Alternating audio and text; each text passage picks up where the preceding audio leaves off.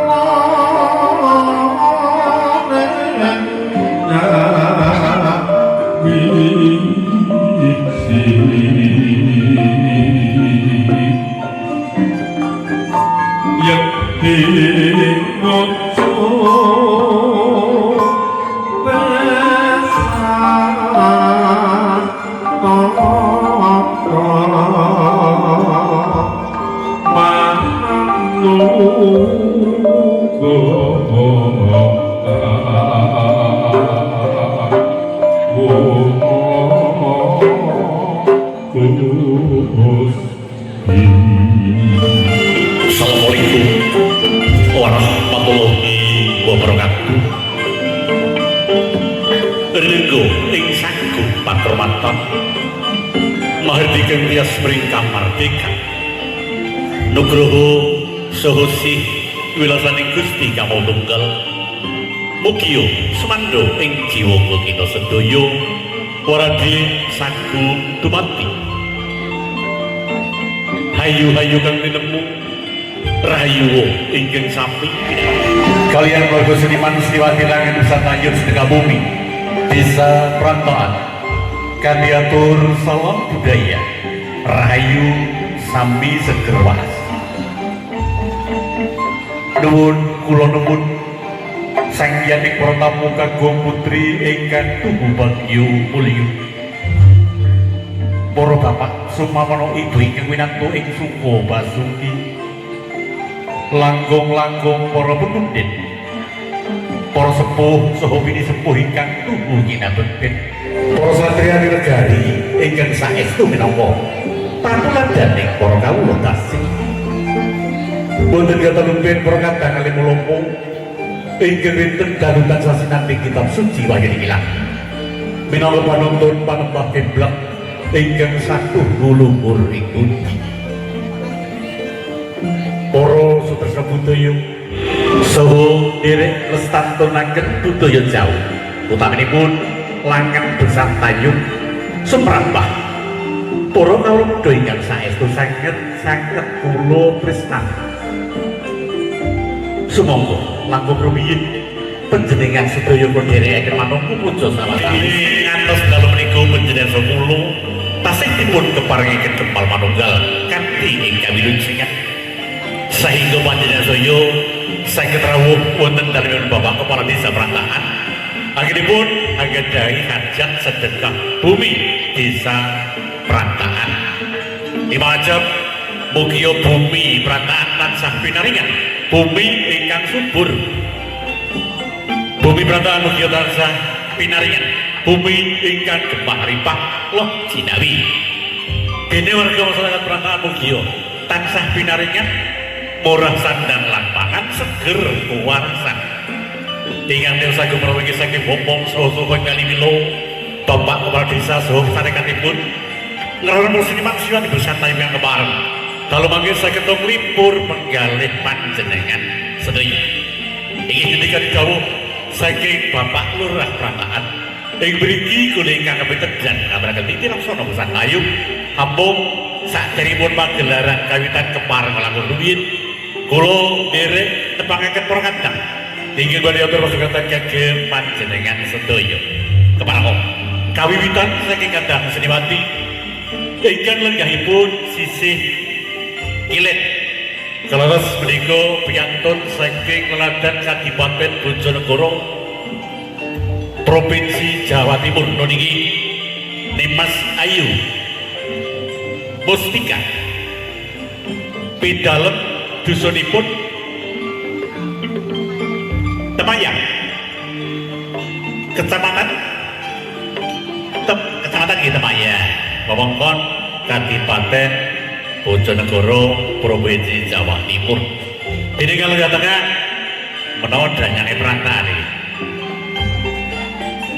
dan ini Nimas Ayu Warti Keswarwati Pidalem dukuh ngatulan Desa Kelangitan Kecamatan Tunjungan wewengkon Kadipaten Blora ya semi Pak Arif bapaknya ngono Pak Arif ini kan menjadi sisi wetan piyambak dari Nimas Ayu Wulandari Pidalem wonten ing Desa Cantak Laladan Kecamatan Tunjungan. Pramugari parantosa kula dibantu Mas Tabdil. Kula piyambak Jaya Margono. Saking nyepon krawitan sing lorgake. Bogo Larasati pangarsa Bapak Agus Wibisono saking Laladan Kecamatan Bogorjo wewengkon Kadipaten Blora. Para nggih saha para pamirsa ing menika keparenga pambukaning gelar Tayub Singabumi dalem menika kula aturaken Beksan Gampiyong. Ingkang monggo kagem berkat damel karawit tumuli kula dherekaken genting kagem dherekaken besanipun para kanca seniman. Monggo wekdal gambaran nuwun.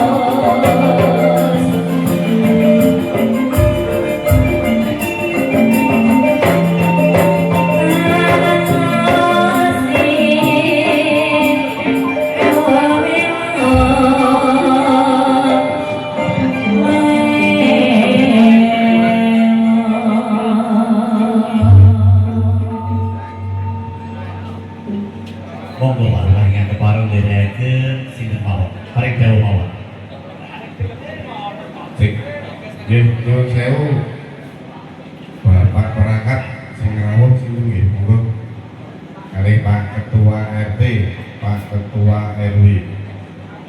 Monggo mungkin kirangane saged nyusul sinten kemawon. Ing sumangga minangka pamundhut kepareng saking Bapak Kepala Desa kinipun dan Nusantara para kadang sarekat ingkang rawuh dipun diriakeun Bapak Ketua RW, Bapak Ketua RT. Monggo.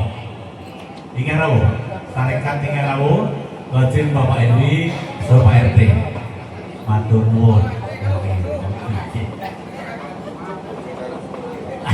Aku colong ya dene. Ate kali gadu Aku colong. Ya ketan.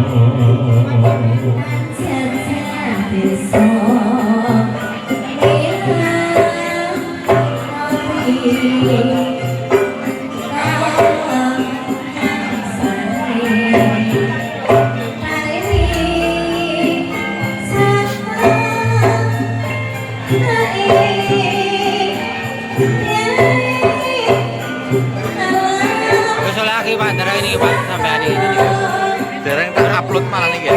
Tapi per bulannya terus menasa lagi gitu nih. Lumayan. Iki mau rong kober tak toto malah videone. Lah gas desa nang mau wis sibuk dhewe.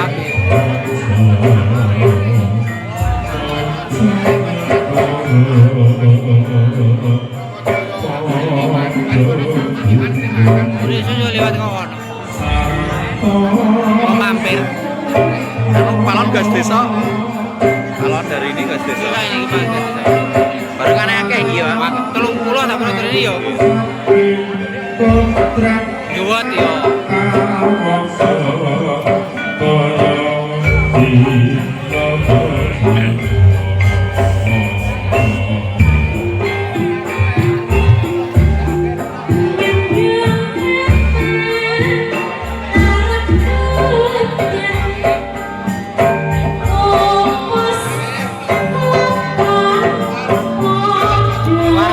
Bener banget tapi rada geber kemarin. Ini kalau matok suara antep sing iki suara Jonegoro. Anggapane larang jare. 2 juta. 2 juta. Lah terus ora iku loro. Lah duwe wedane.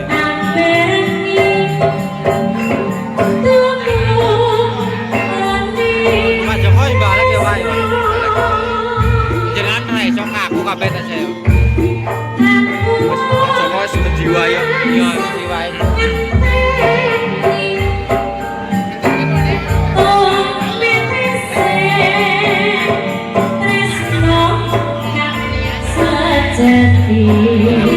Manis ya. Suaranya gondal juga kata terus suaranya kayak jos banget. Senom kita ya. Yo iba kok ya. Apa ya? Ini kan jenama maju itu paling lah.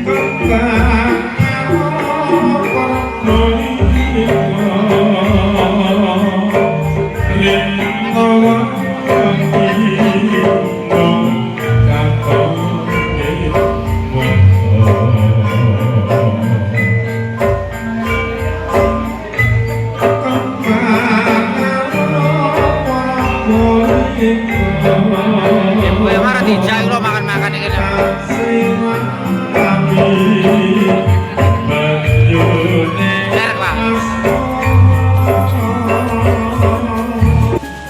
Nah sedulur, ini kita sepilkan di galeri toko Al Arif Blora. Nah ini musimnya itu sudah mulai masuk musim mantenan dan juga musim wisuda. Nah ini tak kasih lihat, ini sudah ready di depan kita ini satu set seserahan untuk pernikahan. Ini sudah ready, sudah siap untuk kita hantarkan. Nah ini contohnya di depan ini. Harganya berapa sih harganya? Nah untuk harga di sini kita menyesuaikan dengan pemesan ya. Pengen harga berapa, kok misal punya anggaran 3 juta bisa dibuat satu set seperti ini. Anggaran 3,5 juga bisa, 4 juta juga bisa. Jadi untuk penataan ataupun box-boxnya nanti menyesuaikan dengan pemesan ya. Kemudian ada juga ini mahar uangnya akrilik, ini bisa nyala. Nah ini bolo, mahar uangnya cantik sekali, ini model akrilik, ada lampunya yang menyala, jadi lebih indah dan lebih cantik tentunya. Nah monggo jika pengen pesen-pesen bagi lamaran, mahar uang, buket bunga, souvenir pernikahan, bisa pesen di toko Al Arif Blora. Nah ini contoh juga ada apa namanya ya, aneka macam buket-buket yang sudah ready. Ini momennya nanti sebentar lagi akan ada wisuda. Mungkin ada yang pengen pesen-pesen bisa langsung ke toko Al Arif Blora yang lokasinya berada di depan lapangan Krida Lokan Jepon atau di sebelah selatan persis sekolah MTS Negeri 1 Blora di toko Al Arif Blora.